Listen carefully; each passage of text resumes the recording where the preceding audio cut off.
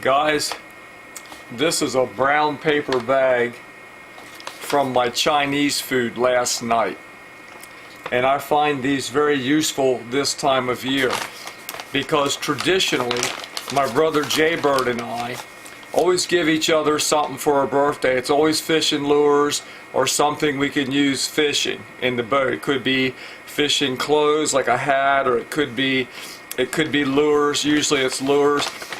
It could be money thrown in there. It could be, but it's always in a brown paper bag, and it's always given to the recipient in the boat. And it's my brother's birthday recently, and we don't always get out right on each other's birthdays, but we always do this presentation. I think Jaybird started it many years ago. What I have here are duplicate tackle trays. These are not actually tackle trays, these are tool trays. I get these kind of trays from either Lowe's or Home Depot, and they sell them in their tool or hardware sections. They're not made for fishing lures, but I like them better than tackle trays for fishing lures because they're just constructed a little bit better, and it's just fun to use something other than a typical Plano, tackle tray. So what I have here are two of these, and the reason is oftentimes whatever I give Jaybird for his birthday, I make a duplicate for myself. Because my plan always is, whatever I give him for his birthday, I'm hoping that that's going to be our fishing strategy for the day. And in this case, as you can see, it says Jbirds Micro Jig Box. So I have two micro jig boxes here that I have set up, one for me down below and one for my brother Jaybird. So let's get into it and let me show you what we've got. Alright, so we've got the two boxes. Here's mine and here's my brother Jaybird's. I'm just going to take mine out of the way because mine is a duplicate of Jay's.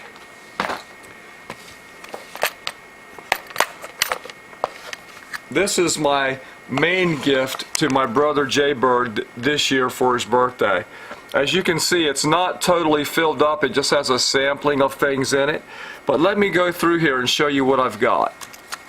I've got something that's custom from me and custom from longtime member of the BOB, Big Mike. Big Mike Fishing 315 on YouTube. I ordered these micro jigs from Big Mike like a month or so ago. Maybe I lost track of time, maybe it was 2 months ago, Big Mike. But what I did was I took the stuff that Big Mike sent me and I split it in half so I could have half of it and my brother Jaybird could have half of it. So I'll get to that in a second. First off, what I have in the first compartment is a simple beetle spin. But it's not just a beetle spin. Let me show you. Try to get this camera so I can show you this without my hands being in the way. This is my pumped up custom beetle spin.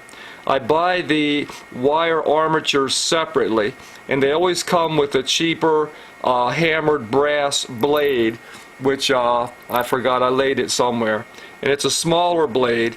But over the years I developed this little spinner bait. It's a typical beetle spin, and I developed it up with a 4.0 or 4.5 Colorado premium gold plated blade.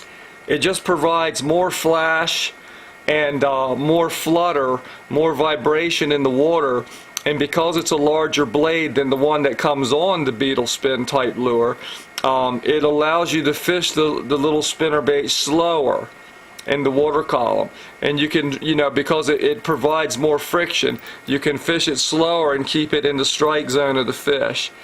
And on this one I have an 1/8 ounce whitehead Gamakatsu jig head, which is my usual go-to jig head, and I just put a generic curly tail grub in like a chartreuse color on there for Jaybird. Now this is a premium gold plated Colorado blade, and on one side it's painted in a bluegill color, and on the other side it's just the pure gold.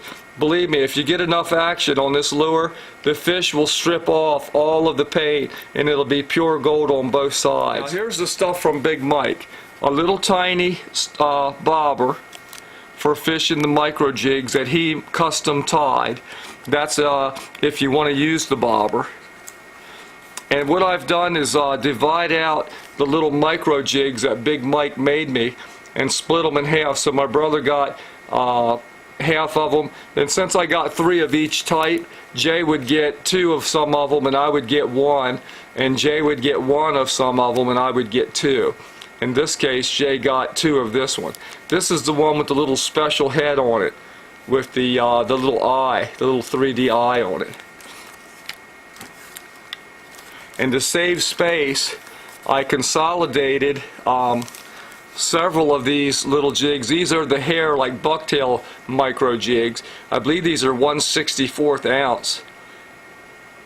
So I put 3 different ones in there for Jaybird.